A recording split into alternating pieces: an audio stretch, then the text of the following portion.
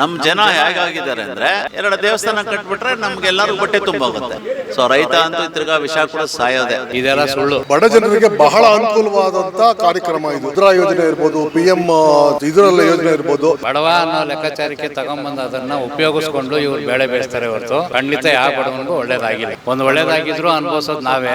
ಸುಳ್ಳು ಹೇಳೋದ್ರೊಳಗೆ ಇವರೇ ಮೊದಲು. ಇವ್ರು ಬಡವರ ಮೇಲೆ ಕಾಳಜೆಟ್ ಯಾವ ಬಜೆಟ್ ಮಾಡಕ್ಕಾಗತ್ತೆ? ಅವ್ರು ಮಾಡೋ ಬಜೆಟ್ ಟೋಟಲ್ ಫೇಲ್. 60-65% ಯುವಕರೇ ಇರುವಂತ ರಾಷ್ಟ್ರ ಇದು. ಈ ಒಂದು ರಾಷ್ಟ್ರದಲ್ಲಿ ಬರೀ 1.4 ಯಾವ ಕಡೆನೂ ಸಾಕಾಗೋದಿಲ್ಲ. ಇವ್ರು ಏನಕ್ಕೆ ಸ್ಕಿಲ್ ಇಂಡಿಯಾ ಏನ್ ತರಬೇತಿ ಕೊಡ್ತಾ ಇದಾರೆ ಅಂದ್ರೆ ಪಕೋಡ ಮಾರಕ್ ಕೊಡ್ತಾ ಇದಾರೆ ಅಷ್ಟೇ. ಇದು ಬಿಜೆಪಿ ಮಾಡುತ್ತೋ ಅಥವಾ ಕಾಂಗ್ರೆಸ್ ಮಾಡುತ್ತೋ ಇನ್ನಿತರೆ ಪಕ್ಷಗಳು ಕೂಡಿ ಎಲ್ಲ ಮಾಡುತ್ತೋ ಅದರ ಅಗತ್ಯ ನಮಗೆ ಬೇಕಾಗಿಲ್ಲ. ಪ್ರವಾಸೋದ್ಯಮದಲ್ಲಿ ಉತ್ತೇಜನ ಕೊಟ್ಟು ನಮ್ಮ ಜನ ನಮ್ಮ ದೇಶವನ್ನ ಅರ್ತಾರೆ. ಅದಕ್ಕಿಂತ ಒಳ್ಳೆ ಭಾಗ್ಯ ಯಾವುದೂ ಇಲ್ಲ. ಆ ರಾಜಕೀಯ ವ್ಯಕ್ತಿಗಳು ಅನಿಸ್ಕೊಳ್ಳೋರು ಯಾರು ಅವರನ್ನ ಮನಸ್ಸಲ್ಲಿ ಇಟ್ಕೊಂಡು ಅನ್ನದಾತರನ್ನ ಕಾಪಾಡಿದ್ರೇನೆ ನಾವು ಬದುಕೋದು. ಇಲ್ಲ ಅಂದ್ರೆ ಫಾರಿನ್ ಇನ್ವೇಷನ್ ಅನ್ನೋದು ನಮ್ಗೆ ಯಾವತ್ತೂ ತಪ್ಪಿದ್ದಲ್ಲ. ನಮ್ಮ ಬಡವರ ಬಗ್ಗೆ ಕಾಳಜಿ ಇಟ್ಟು ಯಾವ್ದು ಆ ಬಜೆಟ್ ಇರಲ್ಲ. ಬರೀ ಒಂದು ಡ್ರಾಮಾ ಮಾಡ್ತಾ ಇದ್ದಾರೆ. ಲೋಕಸಭಾ ಚುನಾವಣೆಗೆ ಇನ್ನ ಕೆಲ ತಿಂಗಳಷ್ಟೇ ಬಾಕಿ ಇದೆ. ಈ ಹಂತದಲ್ಲಿ ಮುಂದಿನ ಪ್ರಧಾನಿ ಯಾರು ಅನ್ನುವ ಪ್ರಶ್ನೆ ಕೂಡ ಕೇಳಿಬರ್ತಾ ಇದೆ.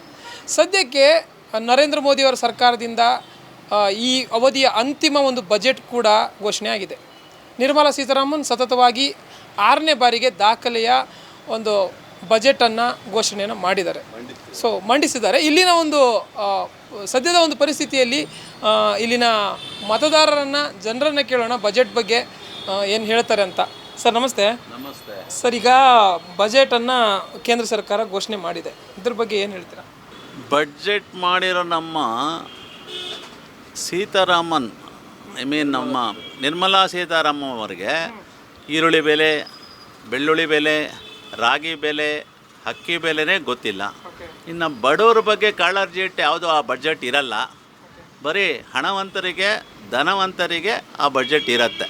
ಓಕೆ ಸರ್, ಈಗ 44.90 ಲಕ್ಷ ಕೋಟಿಯ ಒಂದು ಬಜೆಟನ್ನು ಮಂಡನೆ ಮಾಡಿದ್ದಾರೆ. ಆದರೂ ಕೂಡ ಬಡವರಿಗೆ, ರೈತರಿಗೆ ಮತ್ತು ಮಹಿಳೆಯರಿಗೆ ತಕ್ಕಮಟ್ಟದ ಒಂದು ಏನು ಸಿಗಬೇಕಿತ್ತು ಸಿಗುತ್ತೆ ಅಂತ ಅನ್ಸಲ್ವಾ ನಿಮಗೆ? ನನಗನ್ಸುತ್ತೆ ಇವ್ರಿಗೇನು ಸಿಗಲ್ಲ, ಬರೀ ಒಂದು ಡ್ರಾಮಾ ಮಾಡ್ತಾ ಇದ್ದಾರೆ. ಗ್ಯಾಸ್ ಕೊಡೋಕ್ಕೆ ಆಗಲ್ಲ 400 ರೂಪಾಯಿಗೆ ಅಂತಾರೆ. 2 ಸ್ಟೇಟಲ್ಲಿ ಕೊಟ್ಟವ್ರೆ, 2 ಸ್ಟೇಟ್ ಮಾತ್ರ ಕೊಟ್ಟಿದ್ದಾರೆ. ಸೊ ಇದು ಇಂಡಿಯಾ ಪೂರ್ತಿ ಯಾಕೆ ಕೊಡಬಾರ್ದು? ಇಂಡಿಯಾ ಪೂರ್ತಿ ಕೊಡ್ಬೋದು, ಆದರೆ ಕೊಡಲ್ಲ. ನೆಕ್ಸ್ಟ್ ಎಲೆಕ್ಷನ್ ಬಂದಾಗ ಕೊಡ್ತಾರೆ. ಈಗ ಇದೆಲ್ಲ ಬೇಕಾಗಿಲ್ಲ ಬಡ್ಜೆಟ್ ಅನಿಸುತ್ತೆ ನಮಗೆ. ಇವಾಗ ಮಾಡಿರೋ ರಾಮ ಮಂದಿರ ಸಾಕು, ನೆಕ್ಸ್ಟ್ ಜ್ಞಾನವಾಪಿ ವಾರಣಾಸಿಯಲ್ಲಿ ಮಾಡ್ತಾ ಇದ್ದಾರೆ ಸಾಕು. 2 ಇದ್ರೆ ನಾವು ಹಿಂದೂಗಳೆಲ್ಲ ಓಟ್ ಹಾಕ್ತೀವಿ. ಪಾಪ ಅವ್ರಿಗೆ ಈ ತೊಂದರೆ ಎಲ್ಲ ಏನು ತೊಗೊಳೋದೇ ಬೇಡ. ಹೌದು ಸರ್, ಅಂದರೆ ಈಗ ಚುನಾವಣೆ ಸಮೀಪಿಸ್ತಾ ಇರುವಂತೆ ಇನ್ನು ಮಧ್ಯಂತರ ಬಜೆಟ್ ಏನು ಘೋಷಣೆ ಮಾಡಿದ್ರು ಇದು ಒಂಥರ ಚುನಾವಣೆಗೆ ಒಂಥರ ದಿಕ್ಸೂಚಿ ಆಗಿತ್ತು. ಆ ನಿಟ್ಟಿನಲ್ಲಿ ನೀವು ಹೇಳೋ ಪ್ರಕಾರ ಈ ರಾಮ ಮಂದಿರವೇ ಸಾಕಾ ಅಂತ ಇವರಿಗೆ? ಸಾಕು. ನಮ್ಮ ಜನ ಹೇಗಾಗಿದ್ದಾರೆ ಅಂದರೆ ಏನು, ರಾಮ ಮಂದಿರ ಜ್ಞಾಪಕ ಇದ್ದರೆ ಹೊಟ್ಟೆ ತುಂಬುತ್ತೆ, ಸಾಕು, ಅದೇ ಸಾಕು ಅವ್ರಿಗೆ. ಅದು ತೋರಿಸಿದ್ರೆ ಸಾಕು, ಬೇರೆ ಏನು ಬೇಡ. ಗ್ಯಾಸು ಬೇಡ, ಪೆಟ್ರೋಲು ಬೇಡ, ಡೀಸೆಲು ಬೇಡ, ಯಾವುದು ಬೇಡ. ಬರೀ 2 ದೇವಸ್ಥಾನ ಕಟ್ಬಿಟ್ರೆ ನಮಗೆಲ್ಲರಿಗೂ ಹೊಟ್ಟೆ ತುಂಬೋಗುತ್ತೆ. ಸೊ ಆಮೇಲೆ ಅವ್ರು ಆಡಿದ್ದೇ ಆಟ. ಆ ಬಡ್ಜೆಟ್ ದುಡ್ಡು ಎಲ್ಲ ಹೋಗುತ್ತೆ, ಇವ್ರು ತಿನ್ನೋಕ್ಕೆ ಸರ್ ಹೋಗ್ತಾ ಇದೆ. ನಮ್ಮ ಹತ್ರ ಯಾವುದು ಬರ್ತಾ ಇದೆ? ಯಾವುದು ಬರ್ತಾ ಇಲ್ಲ. ನೀನು GST ಕಮ್ಮಿ ಮಾಡಿ, ಬೆಲೆ ಕಮ್ಮಿ ಮಾಡಿದ್ರೆ ಸಾಕು ನಮಗೆ. ಅಟ್ಲೀಸ್ಟ್ ಒಂದು ಫ್ರೀ ಎಜುಕೇಷನ್ ಕೊಡಿ. ಎಲ್ಲ ತೀಸ್ಕೊಳ್ಳಿ, ಬೇಡನಲ್ಲ, ಒಂದು ಫ್ರೀ ಎಜುಕೇಷನ್ ಕೊಡಿ, ಫ್ರೀ ಮೆಡಿಕಲ್ ಕೊಟ್ಬಿಡಿ, ಸಾಕು. ಆ 2 ಬಿಟ್ಟು ಮಿಕ್ಕಿದೆಲ್ಲ ಮಾಡ್ತಾರೆ ಇವರು. ಸರ್, ಈಗ ಸದ್ಯಕ್ಕೆ PM ಕಿಸಾನ್ ಯೋಜನೆಯಡಿ ಏನು ಒಂದು 6,000 ರೂಪಾಯಿಗಳನ್ನು ಮೊದಲು ನೀಡ್ತಾ ಇತ್ತು ಕೇಂದ್ರ ಸರ್ಕಾರ, ಅದನ್ನೇ ಮುಂದುವರಿಸ್ಕೊಂಡು ಹೋಗಿದೆ. ಹಾಗೆಯೇ 75,000 ಕೋಟಿ ರೂಪಾಯಿಗಳನ್ನು ಪ್ರವಾಸೋದ್ಯಮಕ್ಕೆ ಮೀಸಲಿಟ್ಟಿದೆ. ಈ ಥರದ್ದೆಲ್ಲ ಕೆಲವೊಂದು ಆಗಿದೆ. ಇದ್ರ ಬಗ್ಗೆ ರೈತನಿಗೆ 6,000 ರೂಪಾಯಿ ಅವ್ರು ಕೊಡೋದೇ ಬೇಡ. ಅವರಿಗೆ ಸಬ್ಸಿಡಿಯಲ್ಲಿ ಮೊದಲು ಹ್ಯಾಕೆ ಕೊಡ್ತಾಯಿದ್ರು, ಅದು ಯೂರಿಯಾ ಆ ಫೆಸಿಲಿಟಿ ಕೊಟ್ಟರೆ ಸಾಕು. 6,000 ಕೊಟ್ಟರೆ ಏನು ಸುಖ ಇಲ್ಲ. 12,000 ಅವ್ರ ಹತ್ರ ಯೂರಿಯಾಗಿ ಇಸ್ಕೊಂಡು 6,000 ಕೊಡ್ತಾ ಇದ್ದಾರೆ ಅಷ್ಟೇ. ಸೊ ರೈತ ಅಂತೂ ತಿರ್ಗಾ ವಿಷ ಕೂಡ ಸಾಯೋದೆ. ಅದೇ ಸರ್, ರೈತರಿಗೆ 1.8 ಕೋಟಿ ಜನರಿಗೆ PM ಕಿಸಾನ್ ಸಮ್ಮಾನ್ ಯೋಜನೆಯಡಿ ಹಣ ಬರ್ತಾ ಇದೆ ಅಂತ. ನಮ್ಮಲ್ಲಿ ಬಂದ್ಬಿಟ್ಟು 60% ರೈತರು. ಸೊ 60% ರೈತರು ಅಂದರೆ ಇವತ್ತು ಎಷ್ಟು ಕೋಟಿ ಜನ ಆಗ್ತಾರೆ? ನಮ್ಮದು 1,80,00,000 ಜನಕ್ಕೆ ಕೊಟ್ಟರೆ ಮಿಕ್ಕಿದ ಎಲ್ಲಿ ಮಿಕ್ದವ್ರಿಗೆಲ್ಲ ಎಲ್ಲಿ ಬರುತ್ತೆ? ಇಡೀ ದೇಶಕ್ಕೆ ಎಲ್ಲಿಂದ ಕೊಡೋಕ್ಕಾಗತ್ತೆ? ಎಲ್ಲರಿಗೂ 10 ಜನಕ್ಕೆ ತುಪ್ಪ ಬಾಯಿಗೆ ಸವರ್ಬಿಟ್ಟು ಏನೋ ಎಲ್ಲರಿಗೂ ತುಪ್ಪ ತಿನ್ನಿಸಿದ್ದೀನಿ ಅಂದರೆ ಏನು ಮಾಡೋದು? ಆ ಥರ ಮಾಡ್ತಾ ಇದ್ದಾರೆ ಇವರು ಸರ್ಕಾರ ಅಷ್ಟೇ. 33 ಕೋಟಿ ಜನರಿಗೆ PM ಮುದ್ರಾ ಯೋಜನೆ ಅಡಿ ಸಾಲ ಅಂತೆ ಸರ್. ಸಾಲ ನೀವು ಕೊಡಬೇಡ್ರಿ, ಫ್ರೀ ಮೆಡಿಕಲ್ಲು, ಫ್ರೀ ಎಜುಕೇಷನ್ ಕೊಡಿ. ಸಾಲ ಯಾರು ಕೇಳ್ತಾ ಇದ್ದಾರೆ ನಿಮ್ಮನ್ನು ಕೊಡು ಅಂದ್ಬಿಟ್ಟು? ಅದನ್ನು ಫ್ರೀ ಮಾಡಿಕೊಡಿ. ಎಲ್ಲ free hospitalisation, free medicines, free education ಕೊಡಿ, ಸಾಕು. ಸಾಲ ಬೇಡ ನಮಗೆ. ಸರ್, ಅದೇ ದೇಶಾದ್ಯಂತ 390 ವಿಶ್ವವಿದ್ಯಾಲಯಗಳನ್ನು ಕೇಂದ್ರ ಆರಂಭಿಸಿದೆ ಅಂತ ಕೇಂದ್ರ ಸರ್ಕಾರ. 390 ವಿಶ್ವವಿದ್ಯಾಲಯಗಳನ್ನು. ಸುಳ್ಳು ಹೇಳೋದ್ರೊಳಗೆ ಇವರೇ ಮೊದಲು ದಾಖಲೆ ಕೊಡಬೇಕು. ಬರೀ ಮಾತು ಅಲ್ಲ, ದಾಖಲೆ ಕೊಡಬೇಕು. ವಿಶ್ವವಿದ್ಯಾಲಯ 300 ಚಿಲ್ಲರೆ ಎಲ್ಲಿಂದ ಮಾಡಿದ್ದಾರೆ ತೋರಿಸಿ. ಇದು ಬರೀ ಸುಳ್ಳು. ಸರ್, ಈಗ ಸ್ಕಿಲ್ ಇಂಡಿಯಾ ಯೋಜನೆಯಡಿ 1.4 ಕೋಟಿ ಯುವಕರಿಗೆ ತರಬೇತಿ. ನಿಮ್ಗೆ ಗೊತ್ತಿರ್ಬೋದು, ಯುವಕರಿಗೆ ನಿರುದ್ಯೋಗ ಸಮಸ್ಯೆಗಳು ಹೆಚ್ಚಾಗ್ತಾನೆ ಹೋಗ್ತಾ ಇದೆ. ಕೆಲಸನೇ ಇಲ್ಲ. ಏನೋ ಇವ್ರು ಏನಕ್ಕೆ ಸ್ಕಿಲ್ ಇಂಡಿಯಾ ಏನು ತರಬೇತಿ ಕೊಡ್ತಾ ಇದ್ದಾರೆ ಅಂದರೆ ಪಕೋಡ ಮಾರಕ್ಕೆ ಕೊಡ್ತಾ ಇದ್ದಾರೆ ಅಷ್ಟೇ. ಸೊ ಅಟ್ಲೀಸ್ಟ್ ನಾವು ಪಕೋಡ ಬೋಂಡ ಮಾರ್ಕೊಂಡು ಎಲ್ಲ ಬದುಕೊಳ್ಳಿ ಅಂದ್ಬಿಟ್ಟು, ಅದೇ ಸ್ಕಿಲ್ ಇಂಡಿಯಾ. ಸರ್, ಈ ಸ್ಕಿಲ್ಲನ್ನು ಕೊಟ್ಟು ಮತ್ತೆ ಸೇಮ್ ನಿರುದ್ಯೋಗದ ಕಡೆನೇ ತಳ್ತಾರ ಅಂತ? ಸ್ಕಿಲ್ ಕೊಟ್ಟಷ್ಟು ಇನ್ನು ನಿರುದ್ಯೋಗ ಜಾಸ್ತಿ ಆಗತ್ತೆ. ಕೂಲಿ ಮಾಡೋನು ಬಿಟ್ಟು ತಿರ್ಗಾ ಅದಕ್ಕೆ ಹೋಗ್ತಾನೆ, ಬಂಡವಾಳ ಬೇಕು ಅಂದ್ಬಿಟ್ಟು. ಸೊ ಅಲ್ಲಿ ತಿರ್ಗಾ ನಿರುದ್ಯೋಗನೇ ಜಾಸ್ತಿ ಆಗುತ್ತೆ ಎಲ್ಲರಿಗೂ ಅಲ್ಲಿ. ಸರ್, 1 ಕೋಟಿ ಮನೆಗಳಿಗೆ ಸೌರ ವಿದ್ಯುತ್ತು ಏನು ಹೇಳ್ತೀರಾ? 2047ರವರೆಗೆ ವಿಕಸಿತ ಭಾರತ ಮಾಡುವುದು ನಮ್ಮ ಗುರಿ ಅಂತ ಬೇರೆ ಹೇಳಿದ್ದಾರೆ. ಕೇಳೋದಕ್ಕೆ ಭಾಳ ಚೆನ್ನಾಗಿದೆ. ರೆಕಾರ್ಡ್ಸಲ್ಲಿ ಯಾವುದೂ ಇಲ್ಲ. ಈಗ 5 ವರ್ಷದಲ್ಲಿ 3 ಕೋಟಿ ಹೊಸ ಮನೆ ನಿರ್ಮಾಣ. ಓಕೆನಾ? ಆಶಾ ಕಾರ್ಯಕರ್ತರಿಗೆ ಆಯುಷ್ಮಾನ್ ಭಾರತ ಯೋಜನೆ. ಹೋದ ಬಡ್ಜೆಟಲ್ಲಿ ಮನೆಗಳೆಲ್ಲ ಸ್ಯಾಂಕ್ಷನ್ ಮಾಡಿದಿರಲ್ಲ, ಅದೆಲ್ಲ ಕಟ್ಟಿದಾರ, ಮುಗಿಸಿದಾರ, ಅದ್ರ ದಾಖಲೆಗಳು ಕೂಡ ಕೇಳಿ ಮೊದಲು. ಸುಮ್ಮನೆ ಬರೀ ಆಶ್ವಾಸನೆಗಳು ಕೊಟ್ಕೊಂಡು ಹೋಗ್ತಾ ಇದ್ದರೆ ಇದೆಲ್ಲ ಮಾಡೋದು ಯಾವಾಗ? ಬರೀ ಆಶ್ವಾಸನೆ ಅಷ್ಟೇ ಈ ಗೌರ್ಮೆಂಟು. ಸರ್, ಮೀನುಗಾರಿಕೆಗೆ ಮತ್ಸ್ಯ ಸಂಪದಾ ಯೋಜನೆಯಡಿ 55 ಲಕ್ಷ ಉದ್ಯೋಗ ಸೃಷ್ಟಿ ಅಂತ. ಇರೋ ಫಿಶ್ಮ್ಯಾನ್ಗಳಿಗೆ ಕೆಲಸ ಇಲ್ಲ ಅವರಿಗೆ. ಇವರು ಹೊಸ ತರಬೇತಿ ಎಲ್ಲಿಂದ ಕೊಟ್ಟು ಹೊಸಬ್ರನ್ನ ಎಲ್ಲಿಂದ ಬಿಡ್ತಾರೆ? ಸದ್ಯಕ್ಕೆ ಇರೋರನ್ನ ಸೇವ್ ಮಾಡೋಕ್ಕೆ ಹೇಳಿ. ಅವ್ರ ಮಕ್ಕಳಿಗೆ ಏನು ಬೆಸ್ತರ ಮಕ್ಕಳಿಗೆ ಅವರಿಗೆ ಫ್ರೀ ಎಜುಕೇಷನ್ನು, ಫ್ರೀ ಮೆಡಿಸನ್ನು ಅವ್ರಿಗೆ ಕೊಡಲಿ, ಸಾಕು. ಇನ್ನೇನು ಅವ್ರಿಗೆ ಕೊಡೋದು ಬೇಡ, ಅವರೆಲ್ಲ ಮಾಡ್ಕೊಳ್ತಾರೆಲ್ಲ. ಸರ್, ಟ್ಯಾಕ್ಸ್ ಬಗ್ಗೆ ಬಂದರೆ 7 ಲಕ್ಷ ಆದಾಯ ಇರೋರಿಗೆ ತೆರಿಗೆ ಇಲ್ಲ. ಕಳೆದ ಬಾರಿ 5 ಲಕ್ಷದವರೆಗೆ ಇತ್ತು. ಈ ಬಾರಿ ಒಂದು 7 ಲಕ್ಷದವರೆಗೆ ಇದನ್ನು ವಿಸ್ತರಿಸಲಾಗಿದೆ. ಇದೇನೋ ಒಳ್ಳೆಯದೇ ಅನಿಸುತ್ತೆ. ಅಟ್ಲೀಸ್ಟ್ ಟ್ಯಾಕ್ಸ್ ಪೇಯರ್ಸನ್ನು ಇನ್ಕ್ರೀಸ್ ಆಗ್ತಾರೆ. ಸರ್, ಈಗ ಒಟ್ಟಾರೆಯಾಗಿ ನೀವೇ ಹೇಳ್ದಂಗೆ ಇದನ್ನು ಕಂಪ್ಲೀಟಾಗಿ ನಾವು ನೋಡಿ ತಿಳ್ಕೊಬೇಕು ಅಂದರೆ ನಾಳೆ ಕಂಪ್ಲೀಟಾಗಿ ನೋಡಿಕೊಂಡು ಇದ್ರ ಬಗ್ಗೆ ಒಂದು ವಿಮರ್ಶೆ ಮಾಡ್ಬೋದು, ಮಾತಾಡ್ಬೋದು ಅಂತ. ಸೊ ಈಗ ನಾನು ಕೆಲವೊಂದು ಪಾಯಿಂಟ್ಸನ್ನು ಹೇಳಿದೆ, ನಾನು ಕೂಡ ಜಸ್ಟ್ ಬಂತು ಅದನ್ನು ನೋಡಿ ಅಪ್ಡೇಟ್ ಹೇಳಿದೆ. ಸೊ ಈ ನಿಟ್ಟಿನಲ್ಲಿ ನೋಡೋಕೆ ಹೋದರೆ ಒಟ್ಟಾರೆಯಾಗಿ ಈ ಒಂದು ಅಂದರೆ ಹೇಳಿದ್ರಿ ತಾವು ನಾಳೆ ನೋಡಬೇಕು ಅಂತ, ನೋಡಿ ನಾಳೆ ಮಾತಾಡಬೇಕು ಇದ್ರ ಬಗ್ಗೆ ಅಂತ. ಬಟ್ ರೈಟ್, ಈ ಇರೋದ್ರ ಮಟ್ಟಿಗೆ ನಿಮ್ಗೆ ಹೇಳಿರೋ ಕೆಲವೊಂದು ಪಾಯಿಂಟ್ಸ್ಗಳಾಗಿರ್ಬೋದು, ಓವರಾಲ್ ಒಂದು ಬಜೆಟ್ ಮಂಡನೆ ಮಾಡ್ತಾ ಇರುವಂಥ ನಿರ್ಮಲಾ ಸೀತಾರಾಮನ್ ಇರ್ಬೋದು ಅಥವಾ ಕೇಂದ್ರ ಸರ್ಕಾರದ ಬಗ್ಗೆ, ಈ ಒಂದು ಬಜೆಟ್ ಬಗ್ಗೆ ಏನು ಹೇಳ್ತೀರಾ ಒಟ್ಟಾರೆಯಾಗಿ? ಬಡ್ಜೆಟ್ ಮಾಡೋದಕ್ಕೆ ಇಡೀ ದೇಶದ ಬಗ್ಗೆ, ದೇಶದ ಜಿಯಾಗ್ರಫಿ ಬಗ್ಗೆ ತಿಳ್ಕೊಂಡಿರಬೇಕು. ಎಷ್ಟು ಬಡವರು, ಯಾರು, ಏನು ಎಲ್ಲ. ನಮ್ಮ ನಿರ್ಮಲಾ ಸೀತಾರಾಮನ್ಗೆ ಇವತ್ತು ಈರುಳ್ಳಿ ಬೆಲೆ ಕೇಳಿದ್ರೆ ಗೊತ್ತಿಲ್ಲ, ಬೆಳ್ಳುಳ್ಳಿ ಬೆಲೆ ಕೇಳಿದ್ರೆ ಗೊತ್ತಿಲ್ಲ, ರಾಗಿ ಬೆಲೆ ಗೊತ್ತಿಲ್ಲ, ಅಕ್ಕಿ ಬೆಲೆ ಗೊತ್ತಿಲ್ಲ. ಇವರು ಬಡವರ ಮೇಲೆ ಕಾಳಜಿಟ್ಟು ಯಾವ ಬಡ್ಜೆಟ್ ಮಾಡೋಕ್ಕಾಗತ್ತೆ? ಅವ್ರು ಮಾಡೋ ಬಡ್ಜೆಟ್ ಟೋಟಲ್ ಫೇಲ್. ಬಡವರಿಗೆ ಉಪಯೋಗ ಇಲ್ಲ. ಏನಾದರೂ ಇವರು ಉಪಯೋಗ ಆದರೆ ಇವರು ಬಂದ್ಬಿಟ್ಟು ಬರೀ ಅಪ್ಪರ್ ಕ್ಲಾಸ್ಗೆ, ಬಂಡವಾಳಶಾಹಿಗಳಿಗೆ ಮಾತ್ರ ಈ ಬಡ್ಜೆಟ್ಗಳು ಉಪಯೋಗ ಆಗುತ್ತೆ. ಸರ್, ಮೊರಾರ್ಜಿ ದೇಸಾಯಿ ಬಿಟ್ಟ ನಂತರ, ಅಂದರೆ ಮಾಜಿ ಪ್ರಧಾನಿ ಮೊರಾರ್ಜಿ ದೇಸಾಯಿ ಅವರು ಬಿಟ್ಟ ನಂತರ ನಿರ್ಮಲಾ ಸೀತಾರಾಮನ್ ಅವರೇ 6ನೇ ಬಾರಿಗೆ ಸತತವಾಗಿ ಒಂದು ಬಜೆಟನ್ನು ಮಂಡನೆ ಮಾಡಿದಂತೆ. ಆದರೆ ತಿಳ್ಕೊಳ್ಳಿ, ಈ BJP ಸರ್ಕಾರದಲ್ಲೇ ಇನ್ನು ಎಂಥವ್ರು ಇದ್ದಾರೆ? ಒಬ್ಬರನ್ನ ಎಜುಕೇಟೆಡು, ಒಬ್ಬರು ಎಕನಾಮಿಸ್ಟ್ ಇಲ್ಲ ಅಂತ ಅರ್ಥ ಆಯ್ತು ಅಲ್ಲಿಗೆ. And this lady is doing these things. So there is no proper economist in this government. Sir, ನಮಸ್ತೆ. ಈಗ ಸದ್ಯಕ್ಕೆ ಬಜೆಟ್ ಮಂಡನೆ ಆಗಿದೆ, ನೋಡಿದ್ರ ತಾವು?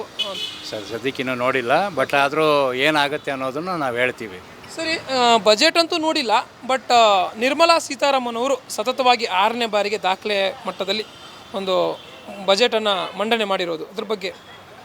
ಸರ್, ಮಾನ್ಯ ಸೀತಾರಾಮ್ ಅವರು, ನಿರ್ಮಲಾ ಸೀತಾರಾಮ್ ಅವರು ಏನು ಬಡ್ಜೆಟ್ ಮಂಡನೆ ಮಾಡಿದ್ದಾರೆ, ಅವ್ರ ಜಾಗದಲ್ಲಿ ಯಾರೇ ಮಾಡಿದ್ರು ಸಹ ಯಾವುದೇ ಪಾರ್ಟಿ ಆಗಿರಲಿ, ಯಾವ ರಾಜಕೀಯದವರಾಗಿರಲಿ, ಪ್ರತಿ ಬಡ್ಜೆಟ್ಗೂ ಜನರದ್ದು ಒಂದು ಭಾವನೆಗಳು ಹೇಗೆ ಬರುತ್ತೆ ಅಂದರೆ ಕೆಲವು ಒಳ್ಳೇದಿರುತ್ತೆ, ಕೆಲವು ಕೆಟ್ಟದ್ದು ಇರುತ್ತೆ. ಎರಡೂ ಸ್ವೀಕಾರ ಮಾಡೋವಂಥದ್ದು ಎಂಡ್ ಆಫ್ ದಿ ಡೇ ಜನರಿಗೆ ಬಿಟ್ಟಿದ್ದು, ಅನುಭವಿಸ್ಬೇಕಾಗಿರೋದು ಜನರೇ.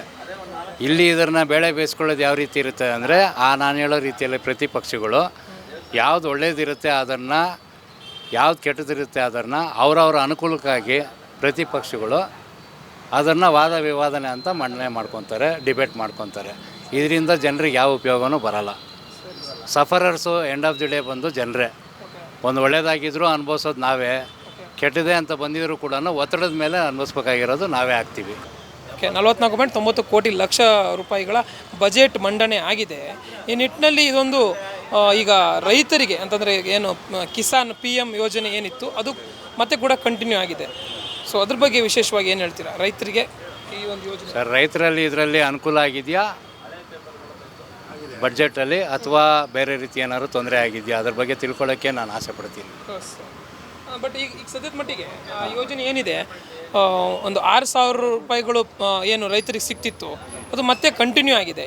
ಯಾವ ರೀತಿ ಅಂದರೆ ಇದೊಂಥರ ರೈತರಿಗೆ ಅನುಕೂಲ ಆಗುತ್ತಾ? ಮತ್ತೆ ಮಾತ್ರ ಅಲ್ಲ, ಇನ್ನು ಮುಂದಕ್ಕೂ ರೈತರಿಗೋಸ್ಕರ ಯಾವುದೇ ಪಕ್ಷ ಆಡಳಿತದಲ್ಲಿ ಇದ್ದರೂ ಸಹ ನನ್ನ ಅನಿಸಿಕೆ ಬಂದು ಅವರ ಒಳ್ಳೆಯದಕ್ಕಾಗಿ ಹೋರಾಡಬೇಕು. ಅವರ ಬೆಳವಣಿಗೆಗಾಗಿ ಪ್ರತಿಯೊಬ್ಬರೂ ರಾಜಕೀಯ ವ್ಯಕ್ತಿಗಳು ಅನ್ನಿಸ್ಕೊಳ್ಳೋರು ಯಾರು ಅವರನ್ನು ಮನಸ್ಸಲ್ಲಿ ಇಟ್ಕೊಂಡು ಅನ್ನದಾತರನ್ನ ಕಾಪಾಡಿದ್ರೇ ನಾವು ಬದುಕೋದು. ಇಲ್ಲಾಂದರೆ ಫಾರಿನ್ ಇನ್ವೇಷನ್ ಅನ್ನೋದು ನಮಗೆ ಯಾವತ್ತೂ ತಪ್ಪಿದ್ದಲ್ಲ.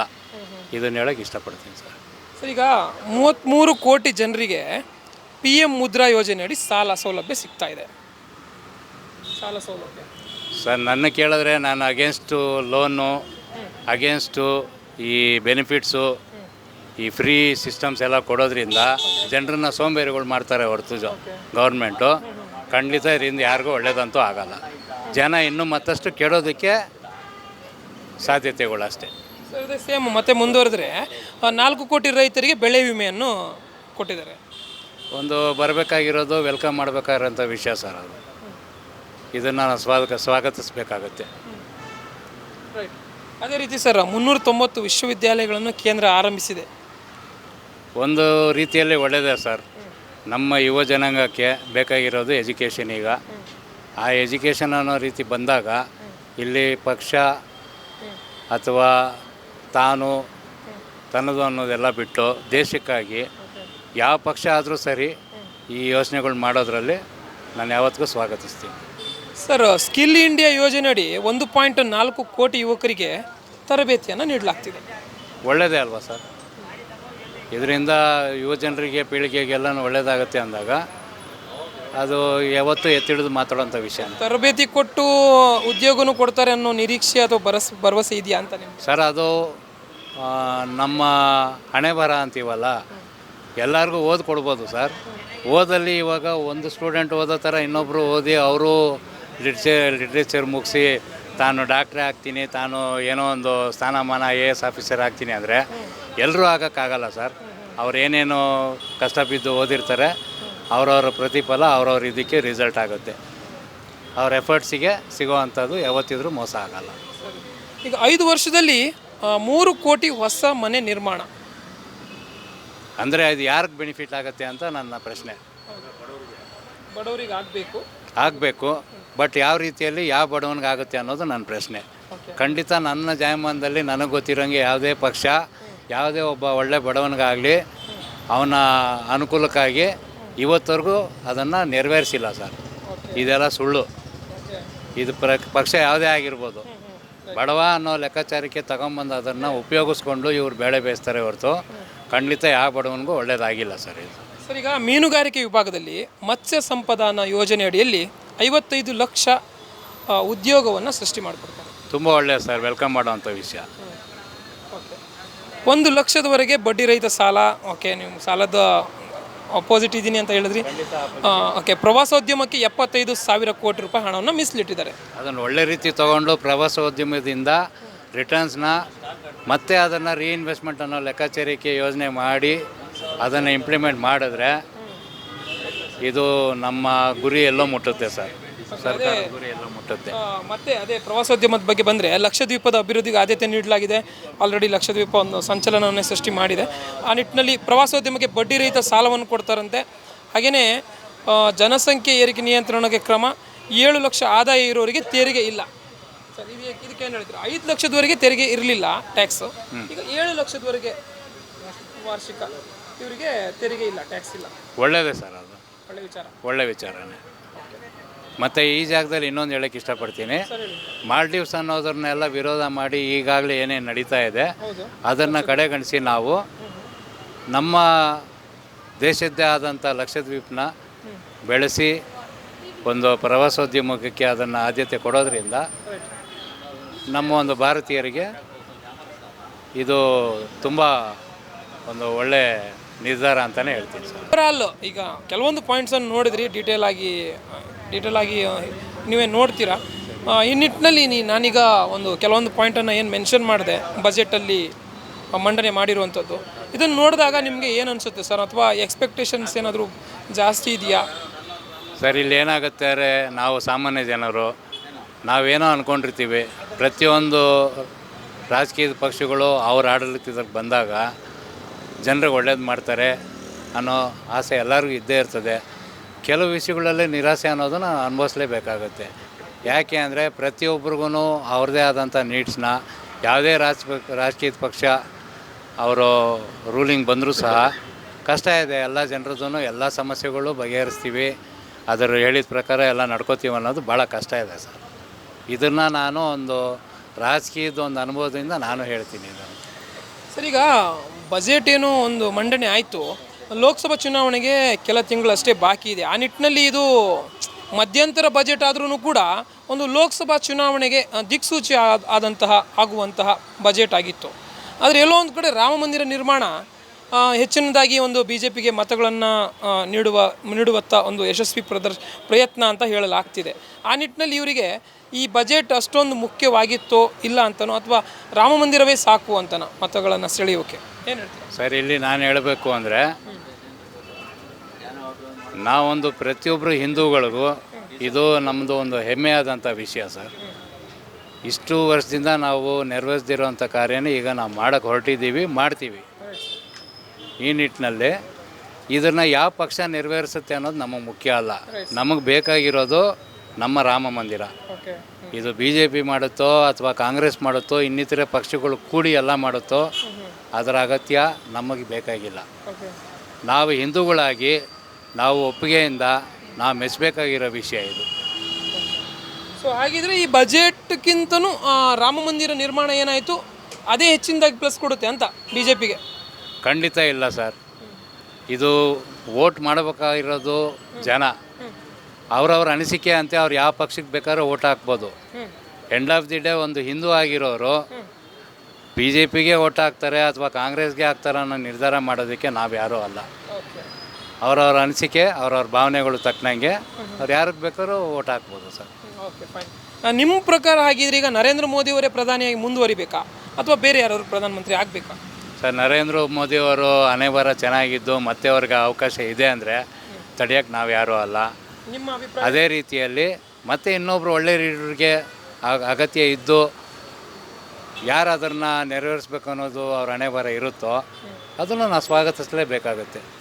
ರೈಟ್. ಈಗ ನಿಮ್ಮ ಪ್ರಕಾರ ನೋಡೋಕೆ ಹೋದರೆ BJPಯಲ್ಲಿ ಅಥವಾ NDA ಸರ್ಕಾರದಲ್ಲಿ ಏನಿದೆ, ನರೇಂದ್ರ ಮೋದಿ ಅವರನ್ನು ಬಿಟ್ಟರೆ ಬೇರೆ ಯಾರು ಪ್ರಧಾನಿ ಅಭ್ಯರ್ಥಿಗಳು ಇಲ್ವಾ ಸರ್?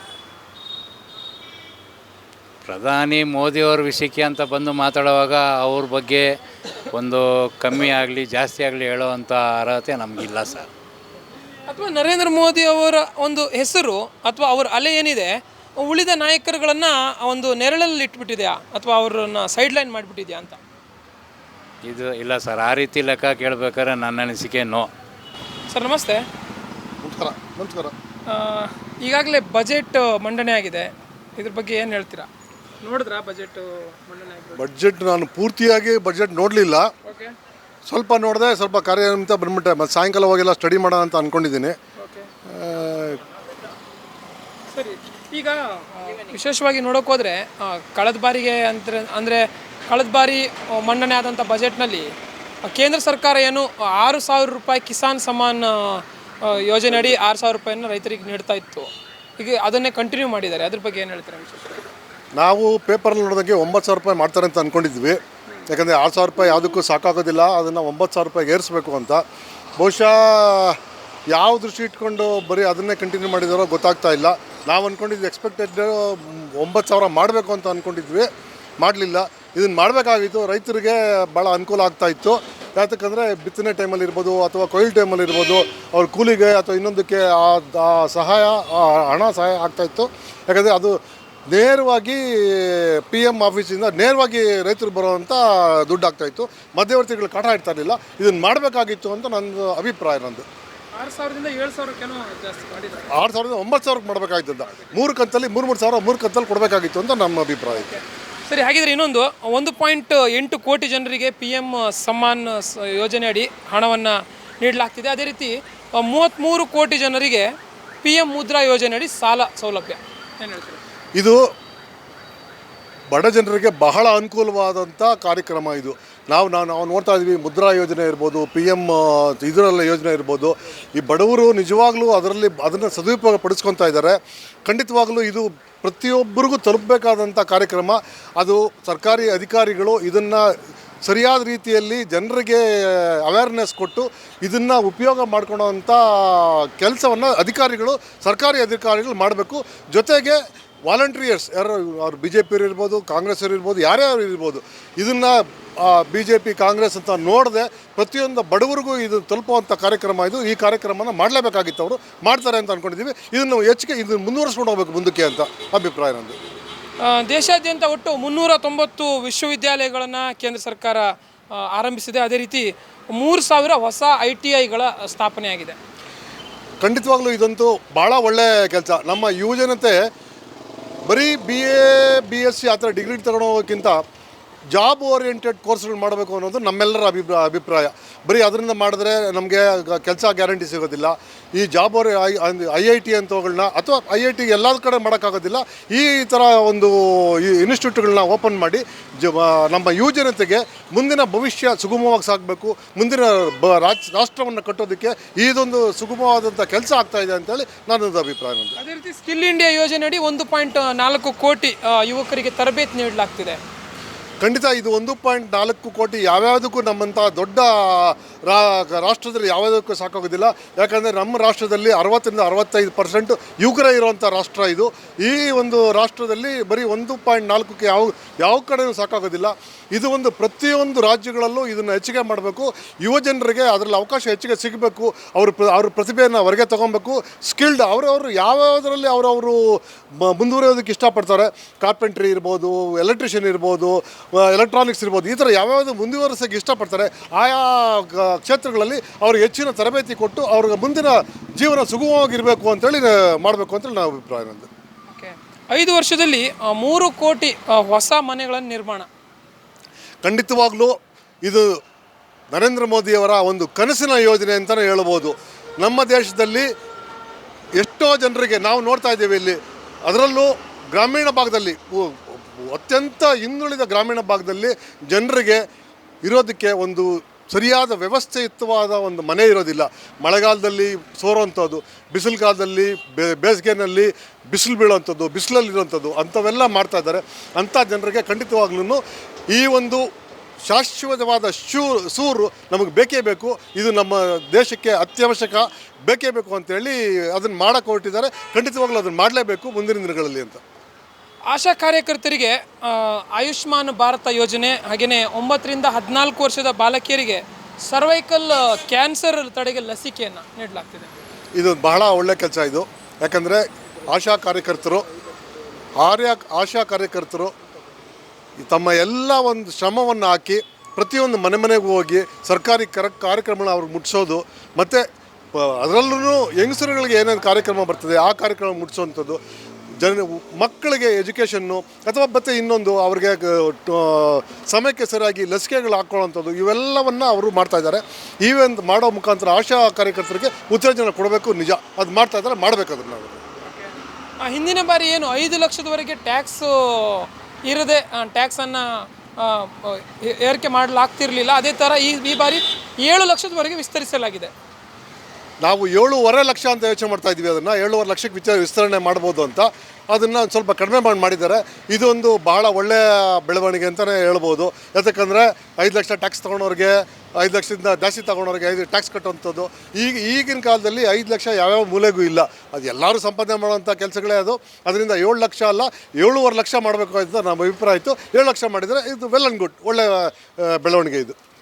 ಪ್ರವಾಸೋದ್ಯಮಕ್ಕೆ 75,000 ಕೋಟಿ ರೂಪಾಯಿಗಳನ್ನು ಮೀಸಲಿಡಲಾಗಿದೆ. ಏನು ಹೇಳ್ತೀರಿ? ಖಂಡಿತವಾಗಲೂ ನೀವು ಇತ್ತೀಚೆಗೆ ನೋಡಿದ್ರಿ ಮಾಲ್ಡೀವ್ಸ್ಗೆ ಹೋಗೋವಂಥ ವಿಷಯದಲ್ಲಿ ಏನೇನು ಆಯಿತು. ನಮ್ಮದೇ ಆದಂಥ ಲಕ್ಷದ್ವೀಪ್ ಇರ್ಬೋದು, ನಮ್ಮದೇ ಆದಂಥ ಅಂಡಮಾನ್ ನಿಕೋಬಾರ್ ಇರ್ಬೋದು, ನಮ್ಮದೇ ಆದಂಥ ಗೋವಾ ಇರ್ಬೋದು, ನಮ್ಮದೇ ಆದಂಥ ಈ ಗುಜರಾತಲ್ಲಿರ್ಬೋದು, ಇವೆಲ್ಲವನ್ನು ಪ್ರವಾಸೋದ್ಯಮದಲ್ಲಿ ಉತ್ತೇಜನ ಕೊಟ್ಟು ನಮ್ಮ ಜನ ನಮ್ಮ ದೇಶವನ್ನು ಅರ್ಥರೆ, ನಮ್ಮ ದೇಶ ಪ್ರೀತಿಸಿದ್ರೆ ಅದಕ್ಕಿಂತ ಒಳ್ಳೆಯ ಭಾಗ್ಯ ಯಾವುದೂ ಇಲ್ಲ. ಇದೊಂದು ಬಹಳ ಒಳ್ಳೆಯ ಬೆಳವಣಿಗೆ ಮಾಡಿದ್ದಾರೆ. ನಾವು ಭಾರತದ ಪ್ರಜೆಗಳು ನಮ್ಮ ದೇಶವನ್ನು ಪ್ರೀತಿಸಬೇಕಾದ್ರೆ ನಮ್ಮಲ್ಲಿರುವಂಥ ಐತಿಹಾಸಿಕ ಸ್ಥಳ ಇರ್ಬೋದು, ಬೇರೆ ಬೇರೆ ಮನೋರಂಜನೆಯ ಸ್ಥಾನ ಇರ್ಬೋದು, ಅಥವಾ ಬೇರೆ ಬೇರೆ ಎಲ್ಲ ಇರ್ಬೋದು, ಬೀಚ್ಗಳಿರ್ಬೋದು, ದೇವಸ್ಥಾನ ಇರ್ಬೋದು, ಬೇರೆ ಬೇರೆ ಮಂದಿರ, ಮಸೀದಿ ಎಲ್ಲ ಇರ್ಬೋದು, ಎಲ್ಲವನ್ನು ನಾವು ನೋಡಬೇಕು, ನಮ್ಮ ದೇಶವನ್ನು ಅರಿಬೇಕು ಅನ್ನೋ ದೃಷ್ಟಿಯಿಂದ ಇದು ಮಾಡ್ತಾಯಿದ್ದಾರೆ. ಇದೊಂದು ಬಹಳ ಒಳ್ಳೆಯ ಅಭಿಪ್ರಾಯ. ಎಸ್ ಸರ್, ಇದೇ ರೀತಿ ಕೆಲವೊಂದು ಏನು ಬಜೆಟಲ್ಲಿ ಮಂಡನೆಯನ್ನು ಮಾಡಲಾಗಿದೆ. ವಿಶೇಷವಾಗಿ ನೀವು ಮತ್ತೆ ಹೇಳಿದ್ರಲ್ಲ, ಕೂಲಂಕುಷವಾಗಿ ನೋಡ್ತೀರಾ. ಸೊ ಒಟ್ಟಾರೆಯಾಗಿ ನೋಡೋಕೆ ಹೋದರೆ ಇದಿಷ್ಟು ಪಾಯಿಂಟ್ಗಳನ್ನು ಗಮನದಲ್ಲಿ ಇಟ್ಕೊಂಡು ಮತ್ತು ನಿಮ್ಮ ಎಕ್ಸ್ಪೆಕ್ಟೇಷನ್ಸ್ ಏನಿತ್ತು ಅಂತ?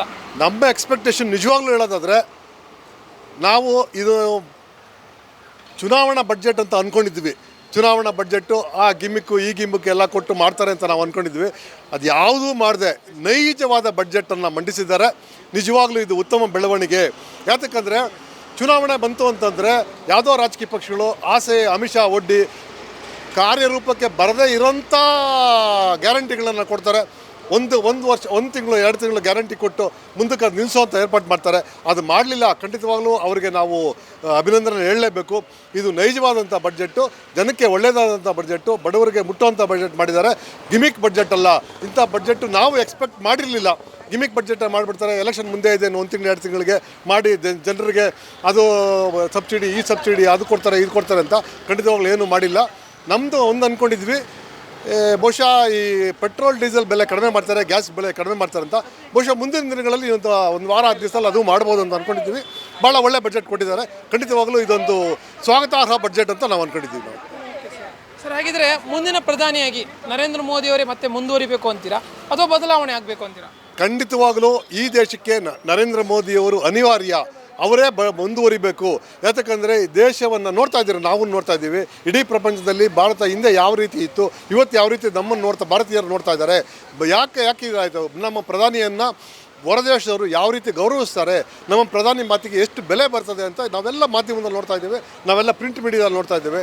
ಅದಕ್ಕೋಸ್ಕರ ದಯವಿಟ್ಟು ನಮ್ಮ ಇಂಡಿಯಾ ಇದೇ ಬರಬೇಕು. ಮುಂದಕ್ಕೆ ಬರಬೇಕಾದ್ರೆ ಡೆವಲಪ್ಮೆಂಟ್ ವಿಷಯದಲ್ಲಿ ನಾನು ಅದೊಂದೇ ವಿಷಯ ಮಾತಾಡ್ತಾ ಇಲ್ಲ. ಡೆವಲಪ್ಮೆಂಟ್ ವಿಷಯದಲ್ಲಿ ನಿಮಗೆ ಚತುಷ್ಪಥ ರಸ್ತೆಗಳನ್ನು ಉನ್ನತ ಮಟ್ಟದ ದರ್ಜೆಗೆ ಇಳಿಸುವಂಥದ್ದು, ಅಥವಾ ಎಕ್ಸ್ಪ್ರೆಸ್ ಹೈವೇಗಳು ಮಾಡ್ತಾ ಇರಬೇಕಂತ ಇರೋದು, ಅಥವಾ ಬುಲೆಟ್ ಟ್ರೈನ್ ಬರಬೇಕಂತ ಇರೋದು, ಇಂಥವೆಲ್ಲ ನೋಡಿದಾಗ ಇದು ಖಂಡಿತವಾಗ್ಲೂ ನಮಗೆ ಈ ದೇಶಕ್ಕೆ ಪ್ರಧಾನಿ ನರೇಂದ್ರ ಮೋದಿ ಅನಿವಾರ್ಯ. ಅವರೇ ಮುಂದುವರಿಬೇಕು ಅಂತ ನನ್ನ ಖಚಿತವಾದ ನಿಲುವು ನಂದು. ಎಸ್, ಈಗ ಇನ್ನೇನು ಈ ಬಜೆಟ್ ಒಂಥರ ಈ ಲೋಕಸಭೆ ಚುನಾವಣೆಗೆ ಒಂಥರ ಒಂದು ದಿಕ್ಸೂಚಿ. ಯಾಕೆಂದರೆ ಈ ಲೋಕಸಭೆ ಚುನಾವಣೆಗಿನ ಹತ್ತಿರ ಇರುವ ಸಂದರ್ಭದಲ್ಲಿ ಒಂದು ಒಳ್ಳೆ ಬಜೆಟ್ ಕೊಟ್ಟರೆ ವೋಟಿಂಗ್ಗೆ ಹೆಚ್ಚಿಗೆ ಅನುಕೂಲ ಆಗ್ತಿತ್ತು, ಮತಗಳನ್ನು ಸೆಳೆಯೋಕ್ಕೆ ಹೆಚ್ಚಿಗೆ ಉಪಯೋಗ ಆಗ್ತಿತ್ತು ಅನ್ನೋದು ಕೂಡ ಕೇಳಿ ಬರ್ತಾಯಿತ್ತು. ಆ ನಿಟ್ಟಿನಲ್ಲಿ ನೋಡೋಕೆ ಹೋದರೆ ಕೆಲವೊಂದು ಕಡೆ ರಾಮ ಮಂದಿರ ನಿರ್ಮಾಣ ಆಗಿ ಅದರ ಉದ್ಘಾಟನೆ ಮಾಡಿರೋದು ಅದೇ ಸಾಕಾಯ್ತಾ ಇವರಿಗೆ ಅನ್ನೋ ಥರ ಒಂದು ಮಾತು ಕೇಳಿ ಬರ್ತಾರೆ. ರಾಮ ಮಂದಿರ ಉದ್ಘಾಟನೆ ನೆನ್ನೆ ಮೊನ್ನೆದಲ್ಲ, ಇದು 100 ವರ್ಷಗಳ ಕನಸು. 30-35 ವರ್ಷಗಳಿಂದ ಇದು ಹೋರಾಟ ಮಾಡ್ಕೊಂಬಂದಿರೋಂಥ ದುಡ್ಡು ಚಳುವಳಿ ಇದು. ಇದೊಂದು ರಾಮ ಮಂದಿರ ದೈವ ಕೃಪೆ ಇರ್ಬೋದು. ಚುನಾವಣೆ ಸಮಯದಲ್ಲಿ ಇದು ಉದ್ಘಾಟನೆ ಆಗಿದೆ, ನಾನು ಇಲ್ಲ ಅಂತ ಹೇಳ್ತಾ ಇಲ್ಲ. ಅದ್ರ ಬಗ್ಗೆ ಸ್ವಲ್ಪ ಲಾಭವೂ ಆಗ್ಬೋದು, ಅದನ್ನು ಇಲ್ಲ ಅಂತ ಹೇಳ್ತಾ ಇಲ್ಲ.